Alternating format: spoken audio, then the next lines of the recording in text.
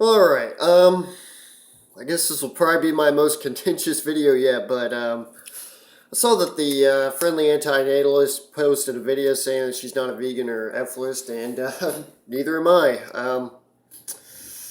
Just to be honest, I'll just get the easy one out of the way first. I'm not a vegan. I'll just be honest. I've cut down significantly on my meat consumption, but I just can't nix it completely.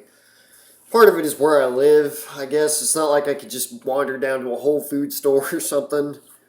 And, like if I go over to a friend's house or something, they're serving meat, like I'm not just going to leave it there, okay? I mean, it's already cooked and ready, that kind of stuff. Can I really justify it? No, other than it, like if I don't eat meat after a while, it does start to affect me. I feel kind of, I don't know, I just feel kind of funny. I feel kind of like bluesy, I guess. I don't know how to put it, but I don't feel very good.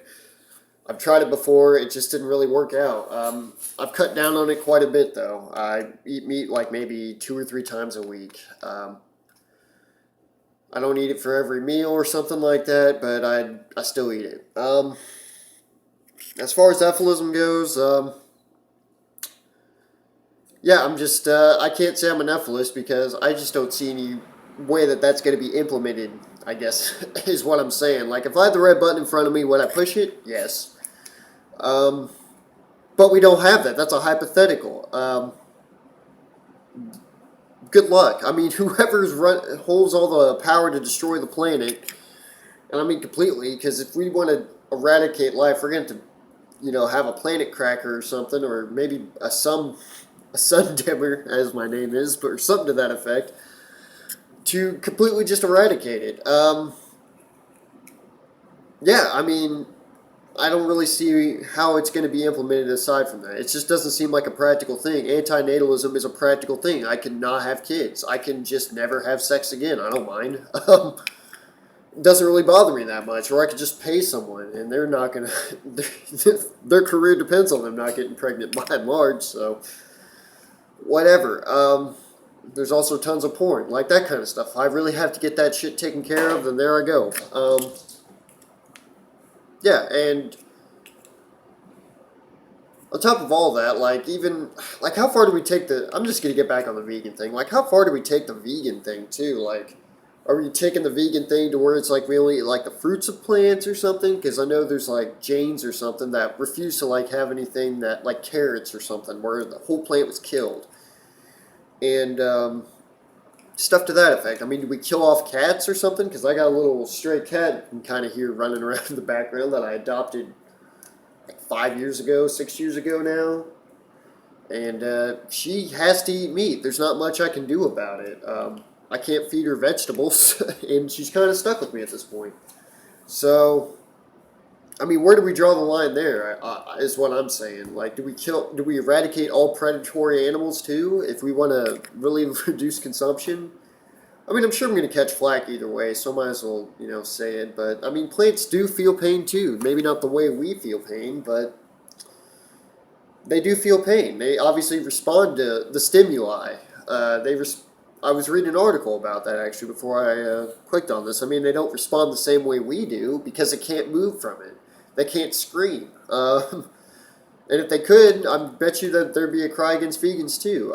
I'm not justifying my choices here, obviously, but I'm just saying that there's more to consider than just eating plants here. And I really need to make that pleasure and pain video at some point because um, I think there's a philosopher I don't hear too many people in antinatalist circles talk about, but Spinoza.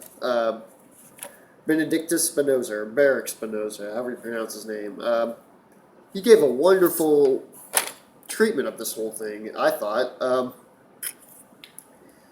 And it explains basically that, I'll just read from the Ethics, part 3 of it's page 141 of the Shirley translation and the definition of the emotions, for those wondering.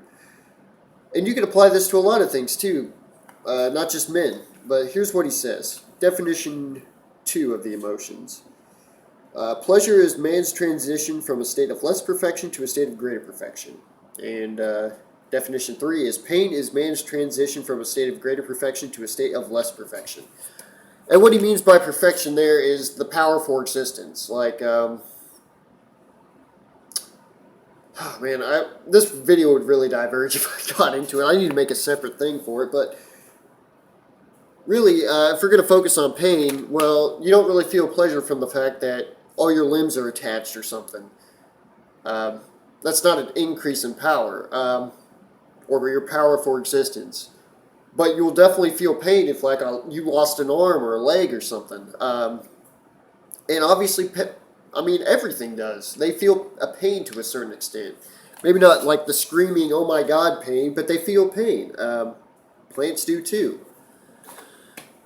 I'm just going to state that right now. Plants do feel pain. They release some sort of chemical response and they're damaged. They are going from the state of where they were and their state is being reduced. So yes, plants do feel pain, and obviously and Spinoza also goes on to say we feel sympathy for things that are more like us. And animals are closer to us than plants are. We don't know a whole hell of a lot of all the mechanisms plants have, and I know somebody's going to yell at me in the comments saying, oh, well, plants don't feel pain. Well, they feel something. They respond to something, so I don't know. Is it better to eat plants? I would say yes. Can I eat plants all the time? I can't, personally. Not for the reasons, obviously, like friendly antinatalist can't.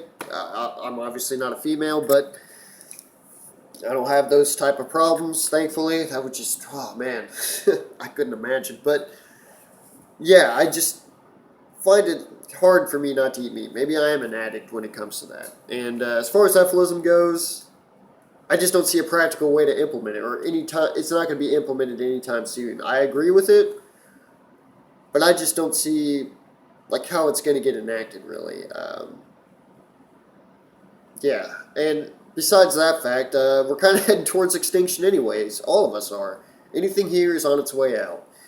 So I guess it'd just be like killing yourself, basically. Planetary suicide, when it's already heading that way anyways. If we would just sit back and let things continue the way they are with the systems we have in place, you're going to get efilism. You're going to get the end goal of efilism.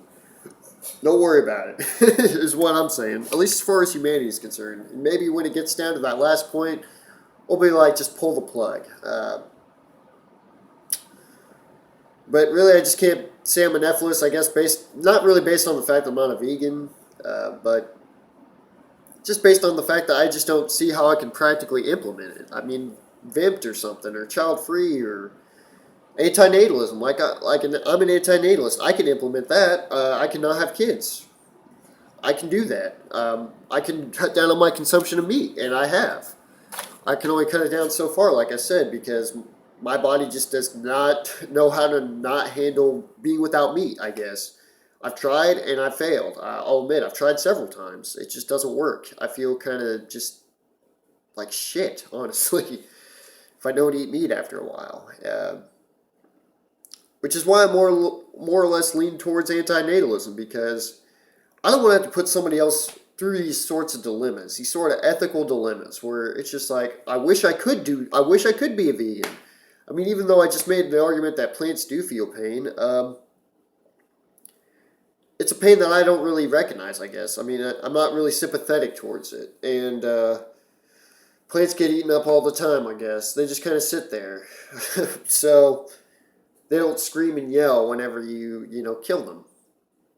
At least not in any way that we recognize. So, yeah. I think I've kind of said what I wanted to say. Yeah, I mean, feel free to hate me. I'm just doing the best I can, really. Just like everyone else on this planet, I was dropped here.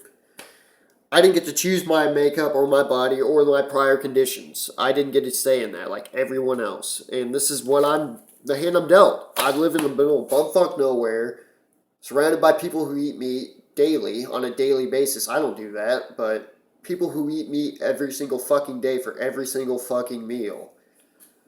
And they'll offer you a meal every now and again. And what am I supposed to say? No, I don't eat meat, ever. I mean, even though it's cooked in front of me and it's already there, I'm never going to touch it. That kind of shit. Or if I go to, like, Friendly Antinatalist said something about pot roast. Yeah, when I go visit my parents every so often, they'll cook more than what's necessary. And it's like, well, am I just going to let all this meat just spoil or go to waste? No. Mainly I eat stuff like beans, rice, tomatoes, stuff like that. Peppers, a lot of peppers. and stuff to that effect. Mushrooms. And occasionally, like, I had a package of stew meat, like a 2 pound package, and I kept it around for like 2 weeks, and I ate off of it for 2 fucking weeks. I'd say it's pretty good.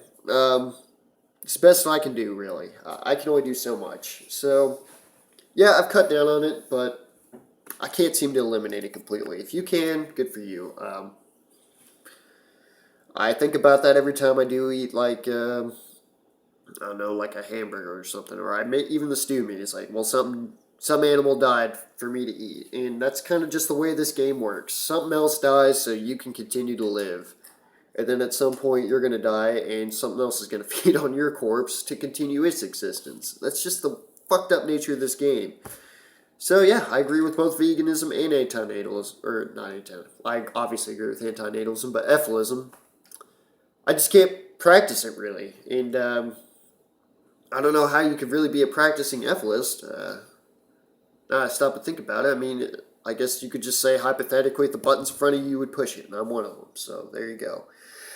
Anyways, I'm sure somebody will correct me or put me in my place in the comments. So feel free. I really don't care at this point. I've been called a lot of shit to my face. So, and I've been in arguments before, so it's nothing new to me. So knock yourself out. Anywho, thank you for listening, and have a good one.